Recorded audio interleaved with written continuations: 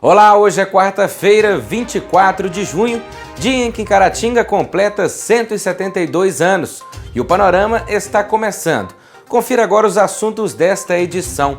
No Giro de Notícias, Lei Seca completa 12 anos de implantação. Hospital César Leite, em Manhuaçu, tem 100% de ocupação dos leitos de UTIs da unidade Covid. Caratinga completa 172 anos de história e ganha uma comemoração virtual. Você vai entender também um pouco mais sobre a transmissão da Covid-19 por assintomáticos. No Casu Responde de hoje, vamos tirar dúvidas sobre a transmissão do coronavírus entre pessoas que convivem na mesma residência. E ainda, Arraiá Online. Como as tradicionais festas juninas têm se adaptado durante a pandemia? Fique ligado, o Panorama está no ar.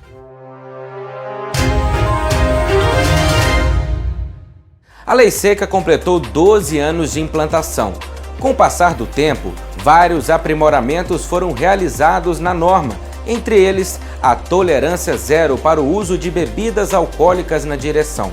O diretor-geral do Denatran, Frederico Carneiro, falou sobre os avanços que vêm sendo implantados na lei ao longo dos últimos anos e sua importância para salvar vidas no trânsito.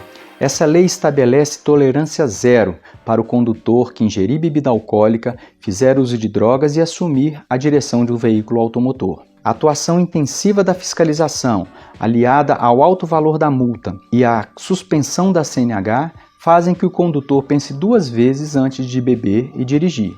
No entanto, não basta uma atuação da fiscalização. É preciso uma educação, uma campanha de conscientização para os riscos da perigosa combinação álcool e direção. Em meio à pandemia do coronavírus, o Denatran promove uma campanha totalmente digital. As ações educativas, curiosidades e informações sobre a Lei Seca serão divulgadas nas redes sociais do próprio Denatran, do Ministério da Infraestrutura e de importantes parceiros dessa campanha. Para marcar essa importante data, o Denatran promoveu, em parceria com a Senapred do Ministério da Cidadania, um webinar para discutir o tema e contou com a participação de parlamentares e da sociedade em geral. E não se esqueça, perceba o risco, proteja a vida. Diante do quadro de 100% de ocupação dos leitos de UTIs da unidade Covid do Hospital César Leite, em Manhuaçu, o Comitê de Enfrentamento ao Coronavírus se reuniu e, em um dos momentos, Dr. Luiz Cláudio, diretor do hospital, explicou claramente aos presentes a real situação vivenciada no momento. Confira. Os números, senhores, da Covid-19 dispararam. Só para vocês terem uma ideia, 1/3 de todos os mortos no estado aconteceram nos últimos 10 dias. Se nós continuarmos com o abuso social, eu chamo que a população de Manhuaçu e região está fazendo é abuso. Se continuarmos com o abuso social que nós estamos tendo, nós do Hospital César Leite não vamos ter tempo para nos organizar e montarmos a estrutura de que os nossos familiares vão necessitar. A doença chegou para nós médicos, já temos médicos infectados, temos um médico que foi transferido para a UTI Covid agora, de Manhumirim. Então a doença está aí. Digam aos seus familiares, aos seus eleitores, aos seus amigos, aos seus comandados, que a doença chegou e chegou de vez. A nossa estrutura hospitalar não aguenta a balbúrdia social que está na nossa cidade. Não aguenta. Eu venho aqui em nome do César Leite pedir a vocês encarecidamente, pelo amor de Deus, revejam os conceitos, freiem essa cidade, porque nós não vamos ter condição de atendê-los se assim continuar. O Ministério de Louvor da Igreja de Nova Vida de Caratinga realizou no último sábado a live solidária Cantaí. A iniciativa teve a organização e participação do pastor Edil Sayeg, também cabo da Polícia Militar do Meio Ambiente.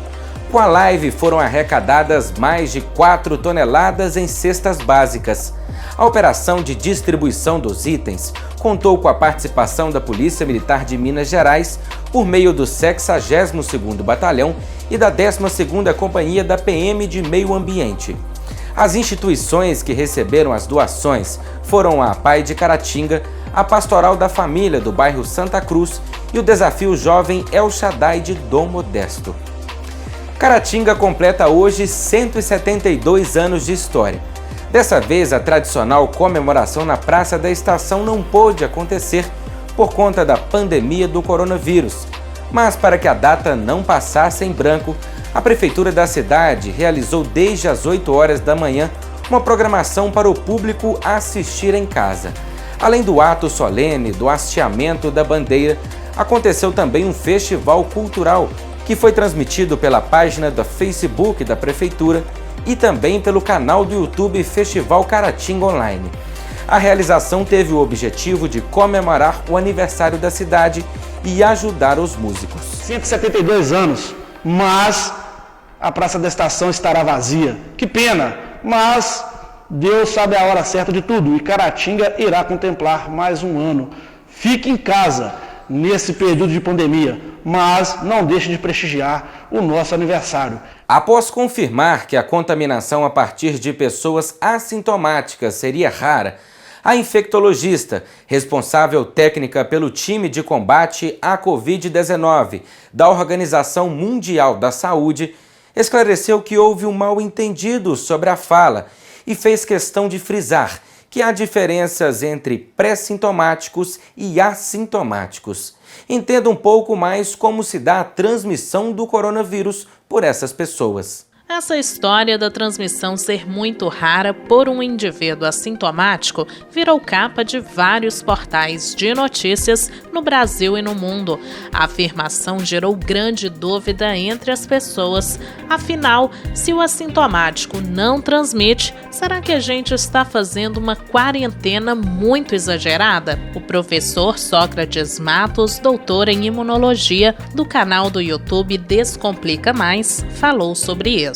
Primeiro a gente precisa colocar as coisas nos devidos lugares. Vamos assistir um pedacinho do vídeo que mostra exatamente o que foi que ela disse. From the data we have, it still seems to be rare that an asymptomatic person actually transmits onward to a secondary individual. Então, como vocês observaram aí, a frase exata que ela falou foi: a partir dos dados que temos, ainda parece raro que uma pessoa assintomática realmente transmita o vírus para um indivíduo secundário. Então, o que foi que aconteceu? Lá, durante o painel, onde estavam sendo faladas várias questões relacionadas a essa transmissibilidade, ela fez um comentário de que alguns países estão monitorando indivíduos assintomáticos e tem evidenciado que a transmissão desses indivíduos é bem pequena. Isso a gente tem observado também em alguns casos aqui no Brasil. Então tem familiares em que um indivíduo está dentro de casa assintomático, por uma questão às vezes do mercado de trabalho ou de um local que ele ia desempenhar uma atividade. Ele fez um teste, detectou a presença de anticorpo, mas ninguém da família adquiriu. Como esse vírus é novo, a gente está aprendendo muito com relação às respostas imunológicas, a forma de tratar, a forma de acondicionar, a forma de transmissão também. Então, pessoal, ninguém pode afirmar com 100% de certeza nada com relação ao novo coronavírus. E isso é muito importante que fique claro. De acordo com o professor, o que ela fez foi apenas um comentário com relação ao que alguns países estavam mostrando, de que havia sido detectada pouca evidência da transmissibilidade de uma pessoa assintomática. Isso seria apenas uma informação em meio a inúmeras outras. Portanto, a consolidação disso será avaliada ao longo do tempo. Essa frase dela foi importante para que a gente atente para esse ponto, avaliar melhor os indivíduos assintomáticos. Isso não tem nada a ver com a história de que o indivíduo assintomático não transmite. Inclusive, a própria Organização Mundial da Saúde veio a público esclarecer: o assintomático transmite sim a infecção. Agora, o que a chefe lá do Departamento de Zoonoses e Doenças Emergentes que chama a atenção é quanto é o percentual de transmissão desses indivíduos assintomáticos. A gente espera que seja menor. Por quê?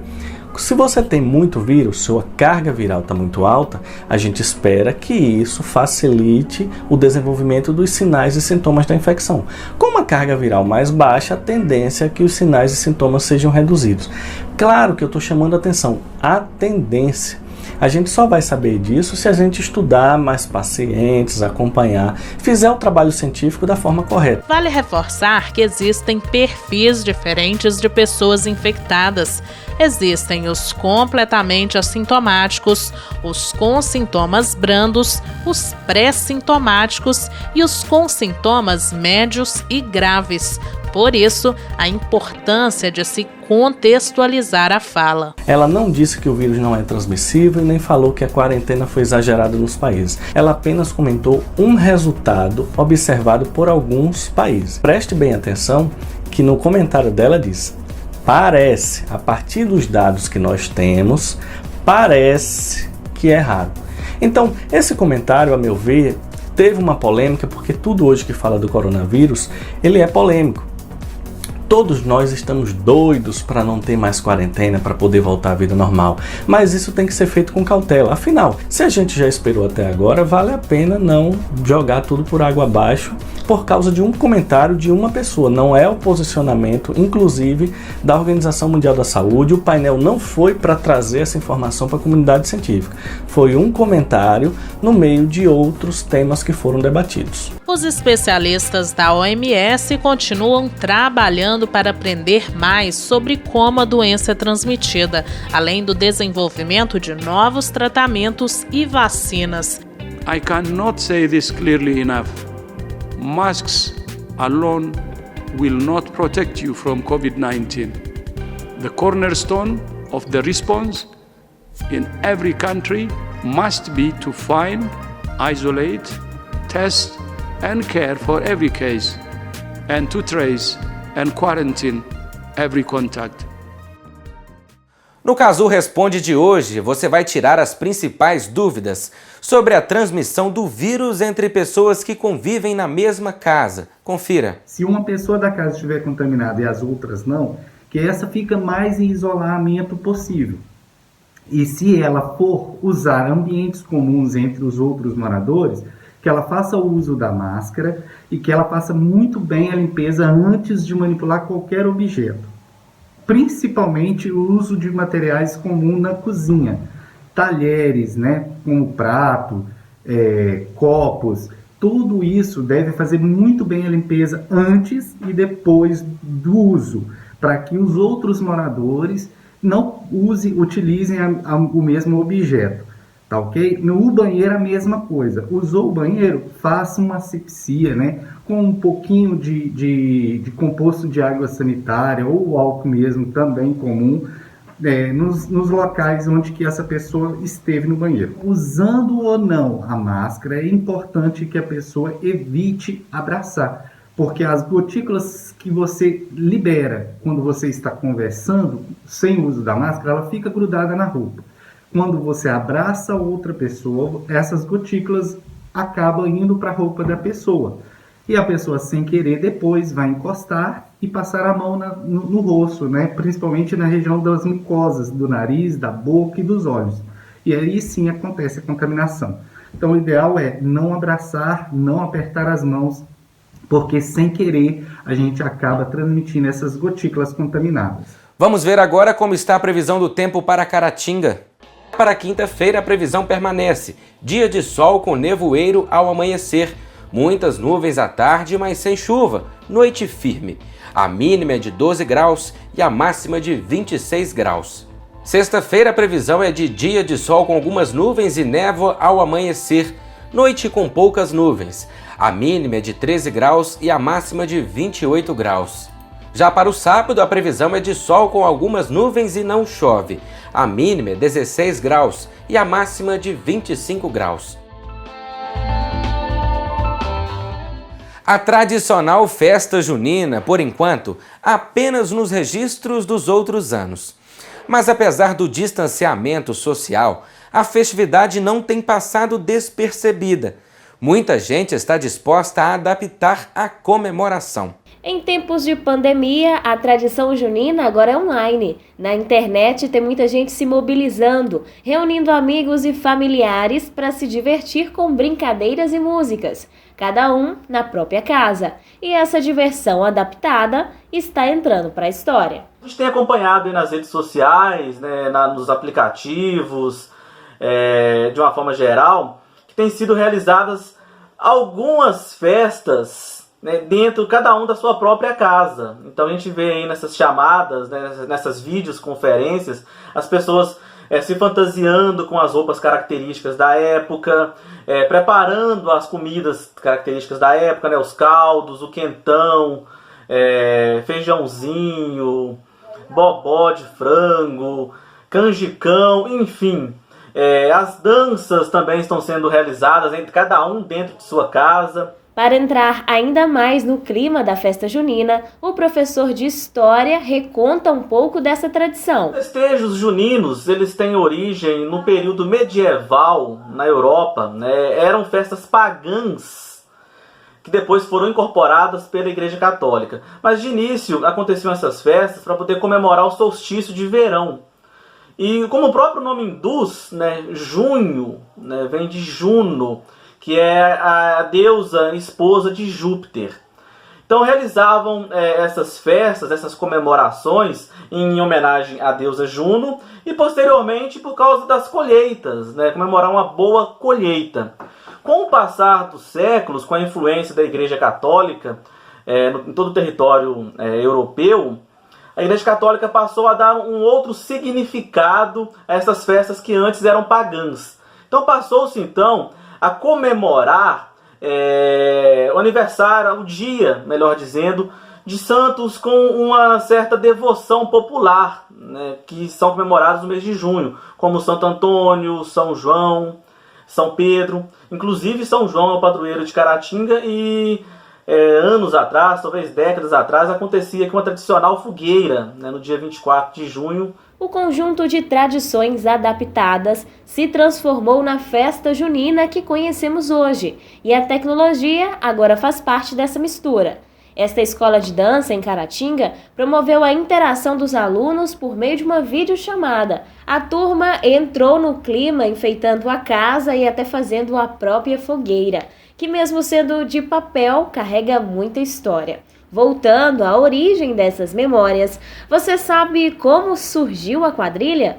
O professor explica. Fogueira também é uma das atrações, né, das festas juninas, assim como as quadrilhas, as comidas típicas, como eu já mencionei anteriormente.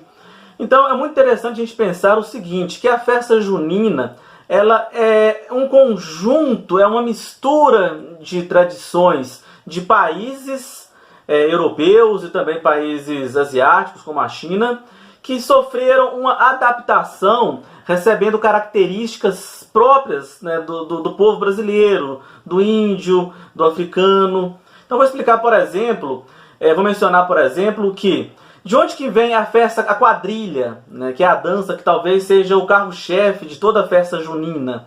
A quadrilha ela é uma dança tradicional europeia, né, começou na Inglaterra e posteriormente a França ela começou a difundir mais essa dança.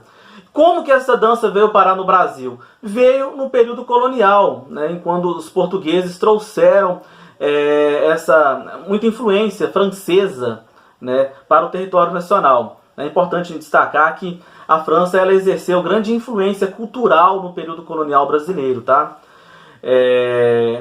E é uma dança de salão e a gente foi colocando o nosso jeitinho brasileiro nessa festa. Mas como assim esse jeitinho brasileiro? A gente começou a colocar dentro dos passos da quadrilha coisas características nossas, né? Por exemplo, lado mais caipira, a roupa, a gente começou a colocar remendos, né, nas roupas, nas camisas, nas calças. A gente traz também alguns eventos que aconteciam em determinadas regiões, por exemplo, aqui em Minas Gerais, a gente brinca, olha a cobra, olha o pai da noiva, a ponte caiu. Então isso tudo foi incorporado a essas quadrilhas. E a gente tem ainda um resquício francês, né, quando a gente fala Anarie, Avantu. A gente ainda mantém essas questões. Tem artistas também entrando na brincadeira. No buraquinho da parede lá de casa tinha um grilinho que fazia cri-cri. Minha mulher gostava muito de ouvir, a cantiga do grilo não me deixava dormir. Alguns cantores estão promovendo lives temáticas, com caracterização e música. E em casa, vale improvisar, com otimismo que tudo isso vai passar. Para quem quiser continuar, né, com essa tradição tão bacana dentro do nosso país, da nossa região, faça esses festejos de cada um dentro da sua casa, como vem acontecendo aí, que eu já mencionei. Prepare o seu quentão, o seu canjicão, os caldos, a sua boa música, o seu forró. Tá aí o forró que também foi incorporado, né, para as festas juninas, né, algo nosso também que foi incorporado. Então fica essa dica e torcer para que logo logo a gente possa estar juntos, aglomerando, fazendo as nossas festas juninas. E é nesse clima de festa que vamos encerrando o Jornal Panorama de hoje. Aproveitamos a oportunidade para dar os parabéns a Caratinga pelos seus 172 anos de história. Para que possamos seguir comemorando esta data com satisfação, é preciso que tenhamos a consciência de que o cuidado com a cidade é uma responsabilidade de todos.